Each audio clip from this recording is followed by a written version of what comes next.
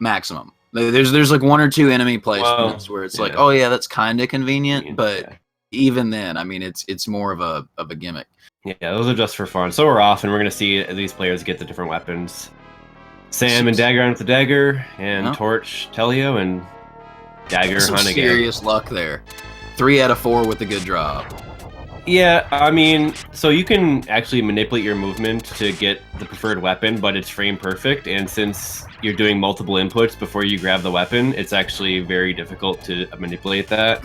Yeah. So these players, they all have like that same kind of movement that they're going for to try to get the dagger, but it's very specific. Yeah, so this is stage 1, very dangerous. See what happened. I thought, something already happened to Sam. Sam died. Yeah, I totally missed that. Did you see what happened there? I'm gonna be real with you. I glanced at chat for a second, looked up, and was confused. This is what's gonna happen. But yeah, like I said, stage 1 pretty dangerous, especially the first checkpoint, because there's a lot of RNG in stage 1 with how the wolves move and how those coffins come out of the ground. And so I'm just guessing Sam had trouble with that. And you know, from a new player perspective, like there's so much to take in with this first level. There's so many different, like there's the different enemies, the different mechanics, the ground moves under you. Oh, they throw you right in. Yeah, they throw you right in. First level, man. Super rough. The boss is not exactly a pushover either. Not say like the Hydra, which I mean, lol. Yeah, the bird boss, yeah, definitely kind of tricky. See these guys get close to the bird and get under like the chin, where there's like a very open space to mash the daggers. It's mind blowing to me. The hitbox on that bird's head is weird. That's basically how you know you're watching an STG speedrun. It's when you see that happen. Yeah. When they're like in the beak. Yeah. But there's a decent bit of room there. So yeah. So Sam obviously laying behind because he had the stage 1 death. Yeah, that's gonna sting a bit because stage 1 deaths suck in general. Not as bad as an auto scroller though. Well, at least as like the level 2 auto scroller. Second one isn't as long, but yeah. So now we'll see a lot of these guys probably go for a D boost here off the mimic chest. They all go for it. Yep. Like clockwork. Yeah. So you save time just climbing up the ladder, and then you also save time by skipping the guillotine cycle that they just jump past, and then they're able to manipulate the chest order to get all their armor back later on in the auto scroller. So it's pretty nice. Oh no, Sam on the death on the bird. Sam. Oh no. Yeah, Sam is in a very he's starting out very rough here. Yeah, because that's going to be something like a 40-second time loss on top of the other stage 1 death. So yeah, very rough for Sam here. Sorry to say, but like anything can happen. But yeah, it's not going to be good for his mental fortitude either. That's the big thing about this game that I find for myself when I'm going for the PB is once you screw up or once you get screwed over, the salt, you know what I'm saying? The salt will seep in, and it'll affect you, man. No, that happened to me when I was doing my race in the tournament. Actually, I got really upset with myself, and it was to a fault. So I'm like, oh well, you learn from that though. Yeah. So that's why these races are nice to do. But yeah, like we're going to be looking for d4gr0n to make some mistakes later on for him to catch up, essentially. But yeah, a lot of game to go here, of course. Indeed. And there's some chatter about the nice catch. If you hold up on the D-pad when you collect the key, like even if it's been on the ground for a couple minutes, it's just laying there. As long as you're holding up when you make contact with it, it'll say nice catch. Yeah. As far as the favorites in these races, they're all pretty evenly matched here. I'd say in general. The favorite, I'd say, for the 4-way altogether is going to be Teleo. He's got the fastest PB, and then Hanage has a faster PB, but he's kind of like in rehab, SDG rehab, if you will. But certainly an excellent player with a lot of, I'm sure he retains a lot of his knowledge on the game, so that's what makes him a favorite as well. Teleo and Hanage is probably going to be the highlight race here. Once again with Samayam versus d4gr0n as a race, and then Teleo and Hanage. And then we have them all just racing at the same time, just for the stream. So good shit. Yeah, so you see those guys grab the gold armor. Go ahead. I do enjoy the four-way format. It's there's just more chance for something either really clutch or really unfortunate to happen, both of which are super entertaining. Well, yeah, like something weird always happens in SG&G, usually due to the RNG or some type of weird mistake that the player wasn't anticipating, and it usually stings because that's just the kind of game it is. Yep. When you get hit, you lose your armor, despite whatever kind of armor you have on. So, and usually that results in time loss ultimately from the boss fight if you don't have the correct equipment at that point. Yeah. So yeah, it's a snowball effect essentially. So so once again, like that's what makes safety and recovery so important in this tournament. On the other hand, you can play a very safe game in Super Ghouls'n Ghosts and get like a 36-30. Yeah. But like some of these players they're just gonna be so tempted to just go for some of the faster strats that they'll end up having to take a risk. Like the fast Astaroth kills much later on. Mm-hmm. Those are kind of tricky and kind of execution heavy, and you can take those a little bit safer and whatnot. But yeah, so yeah, the action's gonna pick up here. All those guys getting the quick kill on Storm Cesarus, stage 2 boss. Very nice. That's two dagger magics and a couple more, and then it goes down. So yeah, moving into the lava section with these imps. They're gonna probably take out most of the imps coming out of the lava that they see, because they are a pretty big source of RNG in terms of how they move and behave. Yeah. But just taking an extra few seconds here and there just to take out all of them is going to be the best race strategy here. And I see them all pretty much going for them. Teleo doesn't go for the left one, and d4gr0n takes a hit.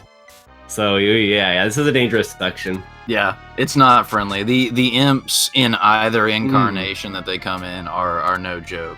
Yeah, then there's Hanage taking a hit as well. Just too many screens to watch here. I didn't see exactly what happened, but we're just gonna say is either probably an imp or the flame of the woo bear. Yeah, the flame will get you, especially when it's just like the one puff. You know, when you kill him right before his attack, and he just lets out that one singular sprite. And then once again about the recoveries. So we're gonna see how these guys deal with the recovery. You can choose to continue through the stage if you've gotten the proper amount of chests, or you can just take a death and get your armor back, and probably have a more simpler recovery. And both of them take the death. So I think that's probably a wise thing to do. It's just all around easier, in my opinion. Well, you can take another hit early on in case. So it's like it's just I agree. And they'll have I think it's I mean, I don't know. I have no idea how much faster it is actually to not do that, but. And we're coming up soon on one of my least favorite parts of the game, which is very, very specific. It is the last goblin on the last tower. It's a source of rage for me, because I mean I can't count the runs that have been ended. Like PB pace, doing good, no death on loop 2. You just gotta just take that starter step, man. Yeah, just take it safe there. I think that's a great strategy if you're just trying to get a run in. Now I did try I started doing the double jump strategy instead of just walking down the last spire. That's working wonders for me. Oh yeah. Man, because those goblins all spawn from the same line, and as you go down the tower, they start dropping down from a higher location. But yeah, Teleo takes it pretty head on, and Teleo's in the lead here. He was the only one that didn't have any mistakes, as far as I could tell. So yeah. And he got the quick kill. So you can see just how far ahead he is here. Ooh, d4gr0n gets hit by the last goblin that you were just talking about. That's like it hurts my soul to watch it happen to even someone else. You know what I mean? It's like, well, since they fall from so high, they start falling even faster from higher up. So that's why it's so dangerous. So yeah, he's looking for a one-cycle kill with a single dagger. It's a little tricky. If you're not practiced for it, you can definitely fail it, and that's gonna be a bit of another time loss. Usually, you can get it. Yeah, he gets it. And he's got to watch out for the rain as well. It is insane to me that he can one phase that with the regular dagger. It usually takes me 2 or 3 minimum, like late into 2. Yeah, it's a little tricky. You gotta time your jumps and whatnot, and the dagger throws and whatnot. So, and then plus the trick to like jumping at the end is just being in the center. That way you don't jump into the boss. So that's important to know. All right, yeah. So yeah, just peeps be getting hit left and right. Like this is the flavor of these races. d4gr0n takes a hit early on in the ghoul's stomach, and again, that's going to be a time loss. That shield loss. Anytime the hit happens. Did you see Hanage with the intentional shield loss there for the lag reduction? Because that was awesome. Yeah, the shield will be an extra lag, so if they can get rid of it, it's good. I don't know how. I really wish there was some kind of like I guess you'd have to do it tool assisted or something, but a way to do the same run twice, one with the shield and one without, to see, you know what I mean, like just how much time. Yeah, you can really feel the difference if you're used to using the shield on like through the game. It is noticeable, especially on like the Goblin Tower. I think anyway, with the bats all spawning in, they'll tend to cause slowdown and whatnot. Yeah. So yeah, d4gr0n doing like a standard recovery there, getting the steel armor back. And he's gonna have to fight the Hydra without upgraded dagger, which is usually about 10 seconds slower or so. Yeah. Hydra, though, not really. There's some bosses you need to be concerned about if you don't have the upgraded dagger, but it's not really one of them. Yeah, and so yeah, there's Teleo with the upgraded dagger. It murders murders Hydra pretty well. And then like, in PB attempts, you're hoping those heads kind of group up so you can get a very fast kill. That's actually a pretty big time save there. Yeah. Didn't see what happened in Hanage's, but he had. It was a pretty quick kill. Okay, he was upgraded, so yeah. So yeah, pretty interesting so far, I'd say. Hanage and Teleo pretty neck and neck right now. Double flower kill, huge fan of it. Oh yeah, just a very safe strat and good one.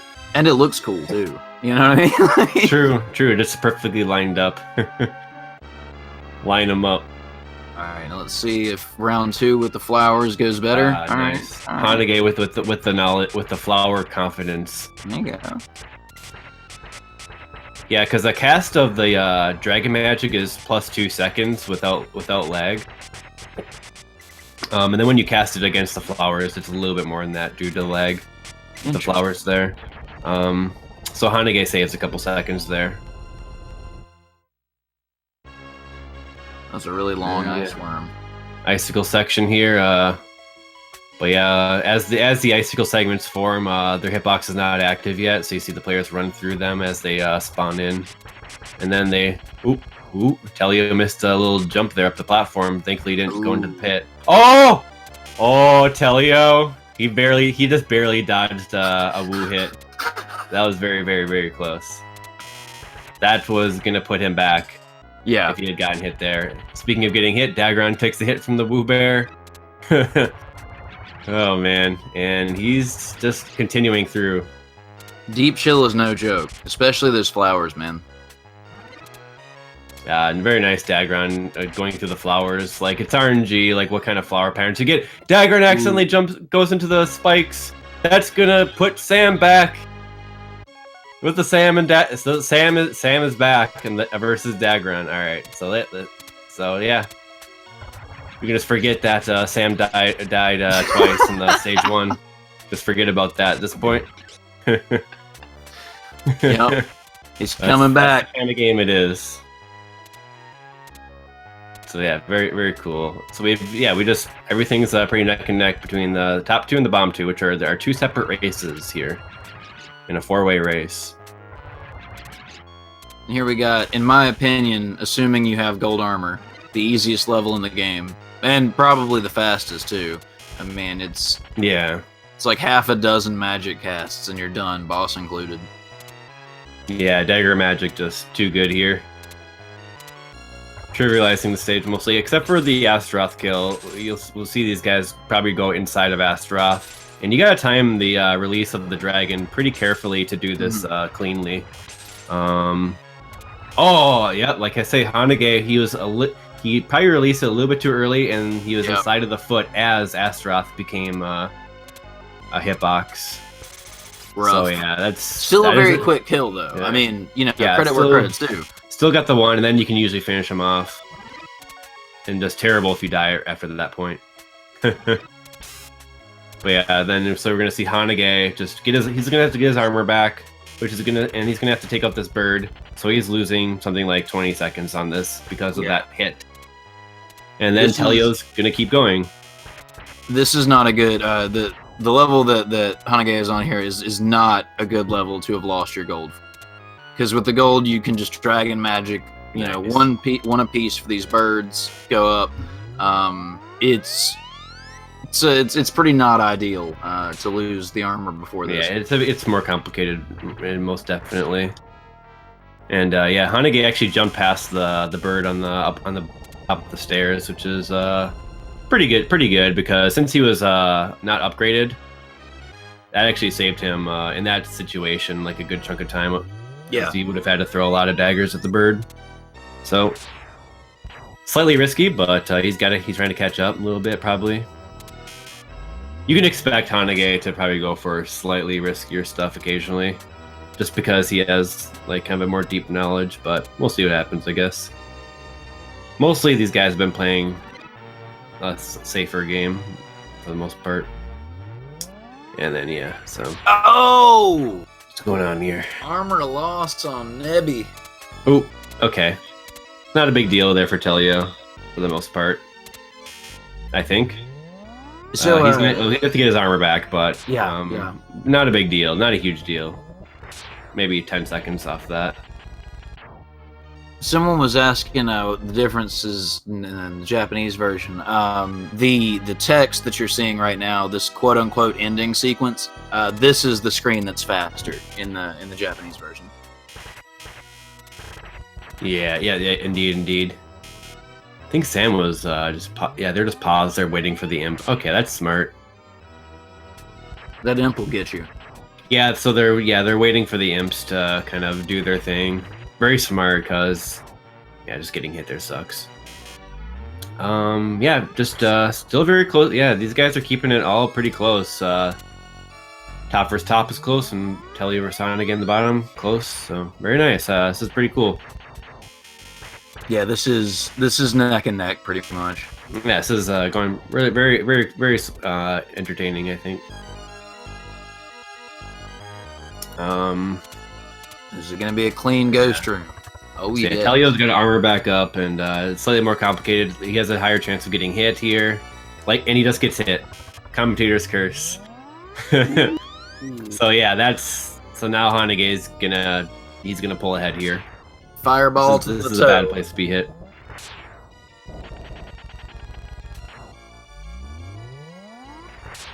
So yeah, in Loop 2, the gameplay differences are some of the stage hazards are more aggressive. The skull towers, dropping the skulls here, they fall more frequently. Also, the axe pendulums in the next stage on the ship are gonna swing faster, and the Woo Bears, their flame breaths have one extra plume. Really? And so that's not know that. When you're doing, that's annoying when you're trying to do the jump over the fire, the last one. Huh. It makes that jump a lot extra tight. So just some minor stuff like that. But you do have to be aware of it, otherwise you probably get nipped somewhere.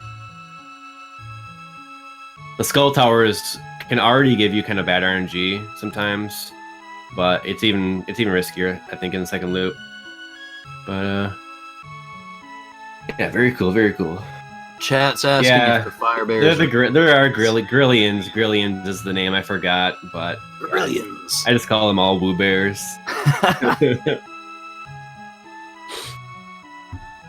Yeah, look at that time between Sam and d4gr0n. It's oh wow. Teleo caught up. I'm not sure what happened to Hanage's side, but he caught up after taking the extra hit. That's interesting. Wasn't paying attention to what happened to Onage, but they're back. Very okay, cool. Think it'd be interesting thing here is Sam and d4gr0n at the moment. They're going through stage 1 RNG hell. Yeah. So it's always you might see a hit here. The lag zone. Watch the skull tower. Watch the skull tower patterns on these two screens. You might see them fall really fast at one point. Looks like they both got decent patterns. Nothing too risky there.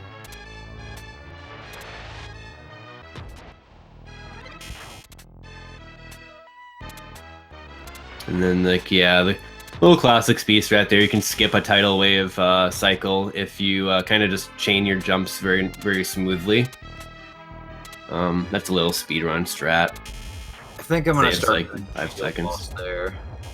That's the do the shield. Yeah, lose the shield in the clam there. It's a good call. Yeah, it looks like a really solid idea. Commentator's curse. This game is cursed already, so it's like double curse.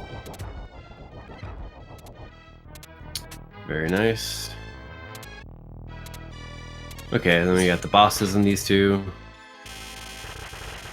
This is an insane pace. d4gr0n gets a very, very clean kill.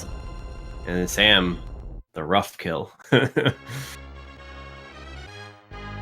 Yeah, the way you're able, like, the player's able to mash that quickly is the Super Ghouls'n Ghosts has 2 attack buttons that you can use. So usually you can alternate, like do a two finger mashing technique, or you can use like your thumb, just go between the two, depending on the control setup they use. And that comes into play on that boss in particular, just being able to fire that quickly. Don't need to be good at rhythmic mashing, and particularly when you have 2 buttons that you can use for attacking. That helps. Do appreciate that they have that for the game. I really gotta start using that. Oh yeah, it's nice, but like at the same time, like if you're doing the default config, I switch my grip to have my hand kind of hovering over. Oh yeah. They're like arcade style. So if you're not used to like switching your grip when you need to, then that can be kind of cumbersome if you're not used to that. But it pays off because you can. There's a number of places where you want to get a lot of daggers out quickly to like kill certain enemies fast and whatnot. So it certainly pays off.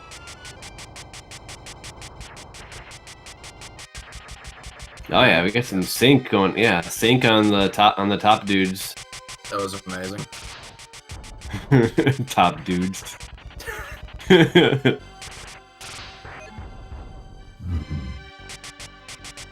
And yeah, it's weird watching the different water levels. Like my brain is telling me the water levels should all be the same. It's just, it's really kind of throwing me off. Yeah, like the one thing they're trying to do here is just spawn a weapon and then run past it. Once they spawn a weapon and then leave it behind, no more weapons can spawn. And that's important because getting into a weapon that's not the dagger is going to be very, very punishing. Because dagger is the best weapon. By just a ridiculous margin. It's just so effective for dealing with how the game is designed.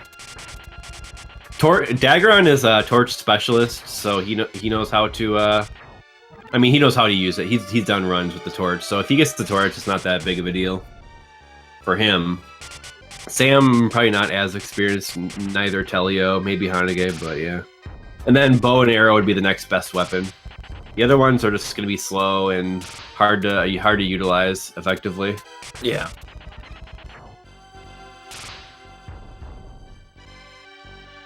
As much as I like the upgraded scythe, it looks really cool, and the upgraded axe looks really cool, but it's just really awkward to use since it flies up and then drops down and goes forward. Exactly. the scythe, by all logic, should be an awesome weapon. It's just not. Yeah, it could be a really good weapon if you could like throw 2 of them at a time. That'd be awesome. It's just in its current form, it's just laughable. Yeah. I mean, the Hanage. magic's not bad, but Hanage hit in the lava section and missed that there. okay, hold on, pause everything. Someone in chat thinks the Tri-Blade is awesome, and it appears they're not being ironic. I mean, have questions. it has its uses. I mean, it does. I mean, yeah, but there's only like 2, and it's for 2 woo pairs. Like, I guess arguably 4 because you do 2 loops, but like, it. Oh god, it's so terrible. It's I don't know. Like I say, all the weapons look cool when they're upgraded, the Tri-Blade included. It's true. That is true. And it is good against like Astaroth and Neburoth in particular, I guess. Yeah. That's true. You can hit Nebu with it. All right, fair enough. Yeah, it's actually like you can get like a real clean kill on them with it. Like that's the main cool thing. Let's see here. So, yeah. So since Hanage took a hit, he took the intentional death to get his armor back, and he's seeing a similar recovery that's from loop 1. Meanwhile, Sam and d4gr0n going for the Storm Sorceress quick kill. And they both get it same exact moment. Man, what a race! And it's crazy to think, like, with everything that happened to both Sam and d4gr0n, you know, like with all those variables in place, that it would still be this ridiculously close. Yeah, it tends to even up somehow or another. It just all depends on just what happens. Accidental lance pickup. Ooh. Oosh. Oh, oh my god! I hear things. I hear things shattering. Okay, that was a shield. And yeah, Sam takes a death, sadly. He looks like he accidentally stepped into the flame after getting hit. Or maybe he took an intentional death there and he didn't want to recover a different way. I'd have to say it is an accident. Oh, okay, I see Hanage. Yeah, he gets the dagger back. Okay. Yeah, I mean... Do you hear the bell tolling? It's the bell of the last goblin. It's coming for somebody. Well, Hanage, he's got to do two daggers on these goblins to take them out. Yep. Unupgraded, and you can't just jump through them like you would the unupgraded. So as you see, he's just taking it very simply here. You just can't, like, getting hit would be probably okay, but he didn't want to get hit down to the pit specifically.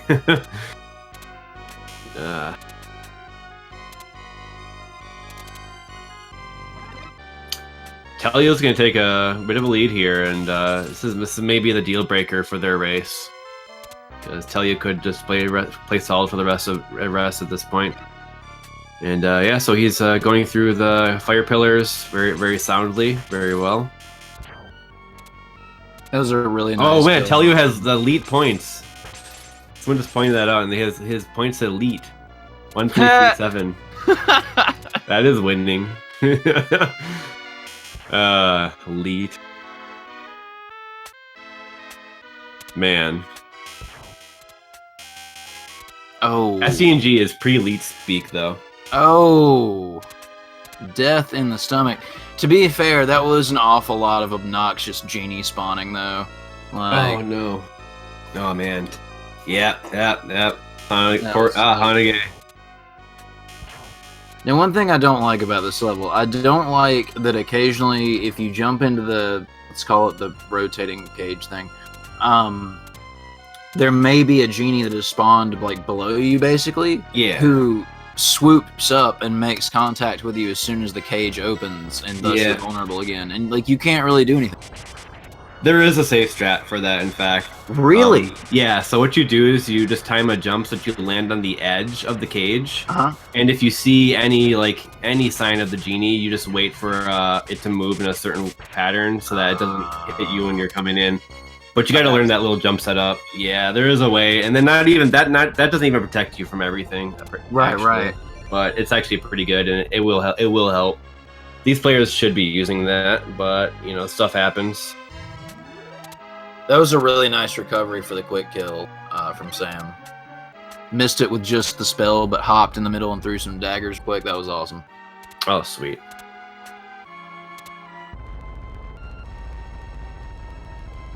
Yeah, starting to see some variance here as we approach last handful of stages. Hydra getting melted as normal. These players getting melted. Well, I'm out of the tournament, so I got melted pretty good myself. Dude, yeah, same. Same though. Like Yeah. it was rough. Was rough. Alright, so yeah, looking good here. Let's see.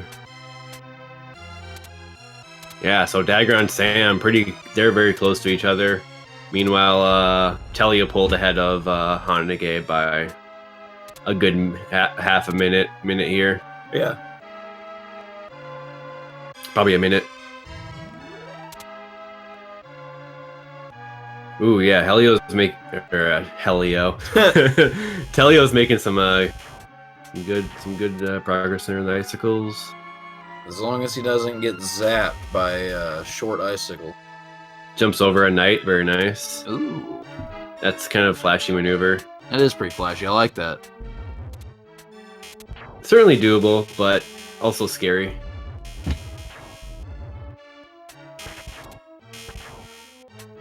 Oh, that's cool. I saw Sam snipe the imp early. I've never seen that before. Right before he got into the last elevator. That's cool.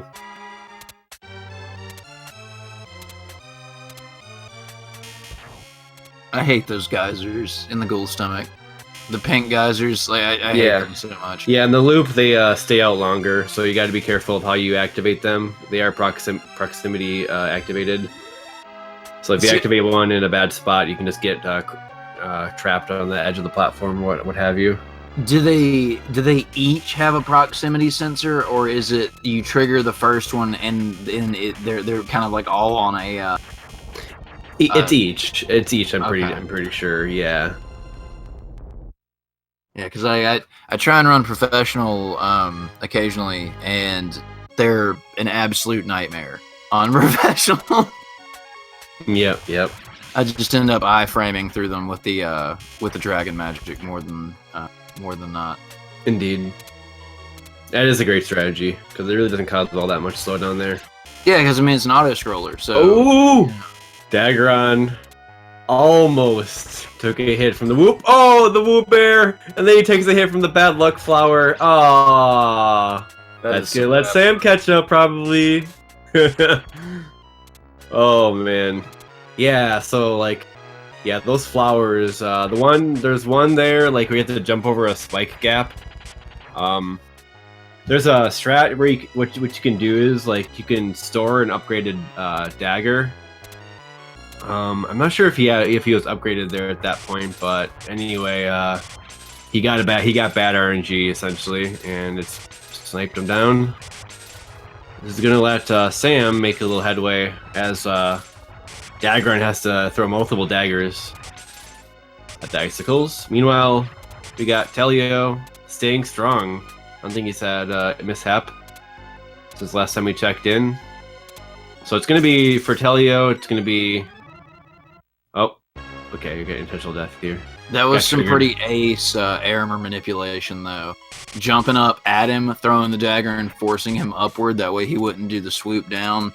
Because I find, like, I die a lot to the armor swoop right there if I don't have armor. All the time. Yeah, so right now it's going to be, does Teleo get hit on the...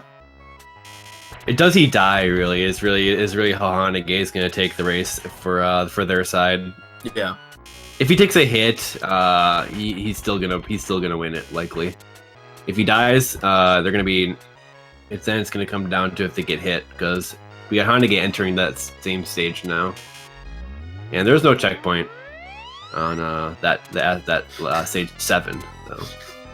Which is brutal. Like I mean I don't really know where they put it. Because like the bird room is too close to the boss for a checkpoint, but it does feel pretty brutal still. Like, it is. You know? Especially casually when trying to come back up the tower with the goddess bracelet. That's like a lot of people's downfall. Yep. Game. For good reason. It's pretty annoying because you have to go through the armor. Teleo taking it very safely here. I think he might know that all he's got to do is play safe.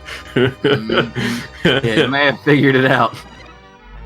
That's a very good strategy to see if you do some screen watching in this game, actually, just because you can play extra safe, and if they take a death, you're probably going to be fine. How risky do I want to play it? You know? No rule against that. Yeah, so yeah. Teleo's he's got this. He got a good cycle right away. And he gets another good one. He's gonna get it. Looks like he's gonna get a 2 cycle here. What with the gold armor range, and yep, there goes down Sardius. So GG Teleo side. It's gonna hit. He's gonna do time when the princess lands. That's the timing we're doing here. He actually wasted time by doing that little slide. I think that kind of proves he was watching the screen. The power slide. Because that actually wasted like 4 seconds due to the fact they're timing when the princess lands. But in SDA timing, it's just when Arthur stops moving. Would be a sad way to lose a race from the power slide, but a stylish way. That would be heartbreaking. Like, yeah, you would have won, but you know, that power slide.